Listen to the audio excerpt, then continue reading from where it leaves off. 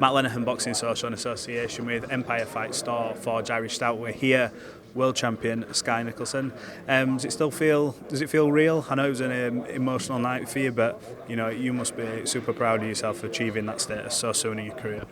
Yeah, I am proud. I'm very happy. Been on cloud 9 all week, but also I'm happy, but I'm not satisfied. I'm definitely excited for the challenges that are ahead.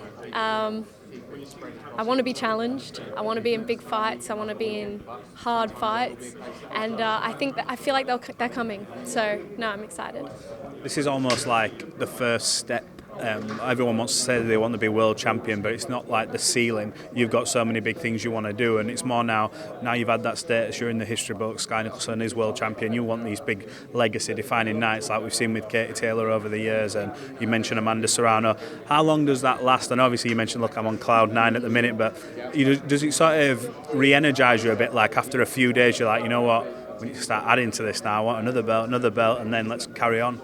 Yeah, I mean, the first world title was always going to be special, but we always knew it was just the first of many. My team and I have been saying that since we started this camp for this fight. I was in the gym on Monday, went for a run. Yeah, I'm hungrier than ever, and I want big fights, big nights, bright lights. I want it all, and yeah, that was just, I guess, the first major stepping stone in that direction. Does it change your mentality now that you are champion? Do you feel it like when you're wandering around, you've got your belt, you go into the gym, is it a different mentality? Because you've got that challenger mentality until you get it, but now you've got it. It's sort of, you're the target now. Everyone's got a target on the back, obviously. Huge promotion behind you, pushing your name out there as well. But does it change your mentality, or have you just got to keep that, look, I'm always going to have that challenger mentality? How does it work? I mean, I'm always going to be in the gym hungry. I have so many things that I want to achieve. I have big goals and I have big expectations of myself. I know my capabilities, and for me, that's like the biggest thing. But going from hunter to hunted, I'm very excited about that. That's what I want. I want people calling me out. I want to be in fights that people are excited about. So, yeah, that's probably the main thing that's changed, and I love that. To get people calling you out, you've been doing the calling out, let's be honest. Amanda Serrano's name's been tossed around left, right and centre before the fight, after the fight. Yep, 3-minute rounds, whatever, if it has to be 2, whatever. Is that one of the goals for you? Do you have to sort of have her on your record to say, look, we've shared the ring? She's, look, let's be honest, a legend in the game, despite whatever rivalry you have, achieved a lot, multi-weight world champion.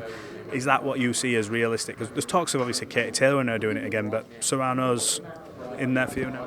There's no rivalry. I respect everything Amanda Serrano has done. I think she is a true champion. She's very, very talented. But I believe I beat her, and that's not being disrespectful. That's supposed to, that's a champion believing they can beat another champion. So it's not disrespect, like I keep saying. For me, it's I want to prove I'm the best, and if I don't get that opportunity to fight her, to beat her, it's always going to be, oh, she was the best after Amanda Serrano, or she's going to retire and then I will take my rightful place, and I don't want to win it like that. Yeah. So for me, that's where it gets frustrating, because I want to be deemed as a fight worth being in before she retires. So for me, I get it. I get why she's not. It's high risk, low reward right now to fight me. So. That's why winning this belt was so important as well, because it's not contender versus champion now. It's champion versus champion now. And all I can do now is keep building my profile, building my name, beating who they put in front of me, doing it in style, and making this fight something that's worth Serrano and her team taking before she retires. Absolutely, and you mentioned there having that belt gives you obviously a bargaining chip at a negotiation table. In terms of other aspirations, I know how proud you are of where you come from, and boxing slowly growing over there with the champions they've got. You wanting to go over there and put on a show? Yeah, definitely. I think we're really, really pushing and trying to get my next fight to be in Australia. Obviously, we couldn't make it happen for the Mahfood fight, but to have my first world title defence on home soil will it'll be amazing, and I really want to bring big nights and big fights to Australia. So my fingers are crossed for that to happen in June, July time. In my first defence, and then look to hopefully have my London debut. You've not fought in London? I have not fought in London. You must... basically been living here for nearly 2.5 years now. She fought Leeds, Manchester... No, not Manchester. Leeds, Cardiff. I think that's it in the UK. I sworn you'd fought in London. You must have. You're based out there, right? I know, I can't believe it. So that's definitely another one that I want to tick off this year, to box in London. There's a lot of talk about Raven Chapman. Your game down for that fight as well?